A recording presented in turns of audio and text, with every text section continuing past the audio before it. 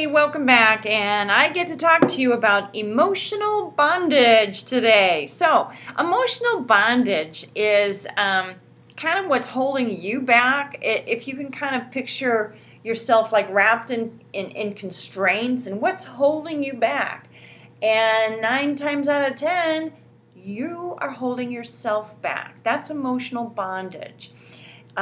When you've had a slip up, or perhaps you've tried dieting before and it hasn't worked, well, you might now be getting this mindset that you're a failure. You can't do it. You haven't done it. And I tell you what, a failure at something is when you quit. The fact that you're in this program right now means that you haven't quit totally. So you're not a failure. You've just had a lapse. And maybe that lapse was longer. It was longer than a day or two or a week or a month. It might have been a year or 2 years. You lapsed for a little while, but you know what? You're back on track. So congratulate yourself on that.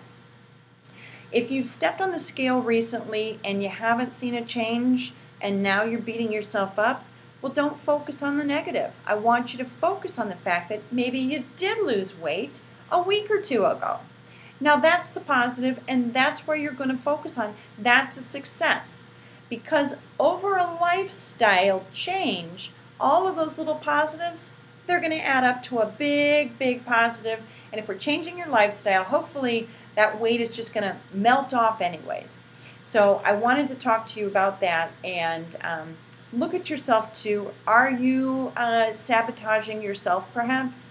And this is a good one because emotionally we may be setting ourselves up for failure. One way to do that is to put goals out there that are not attainable. I'm going to lose 50 pounds. That's huge. And I don't even know how I'd go about defining 50 pounds, except that my dog eats a 50-pound bag of dog food, once a month. So, that's the weight we're holding on to. But realistically, how do you go about losing 50 pounds? You can't.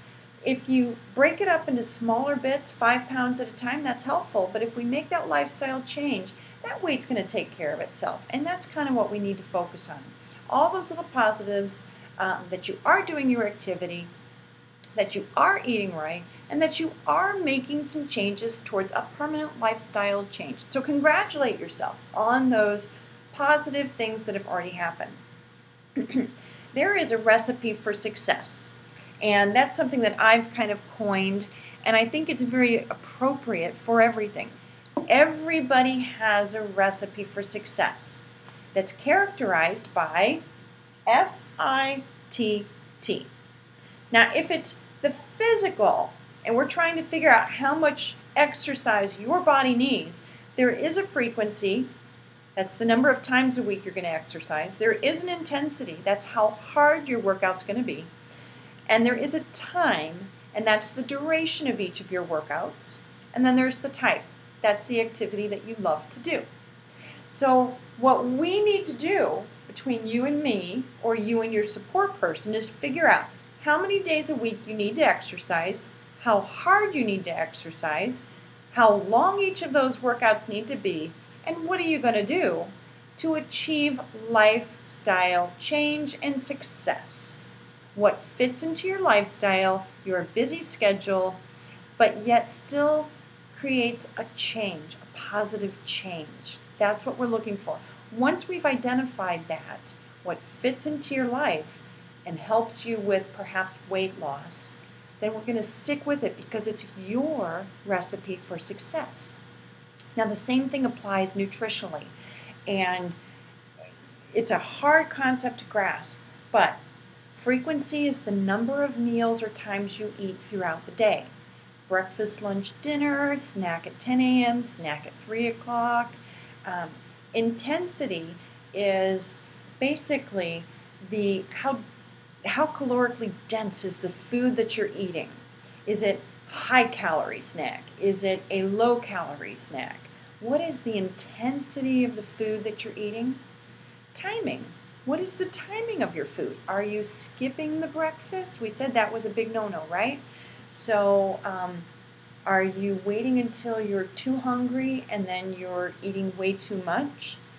And then type is the type of food that you eat, the protein, the carbohydrate, and the fats broken down. And once we figure out, and again, using that online software is extremely valuable, figuring out the frequency, intensity, time, and type of your nutrition. Once we figure that out, then we have a formula for you for success that works.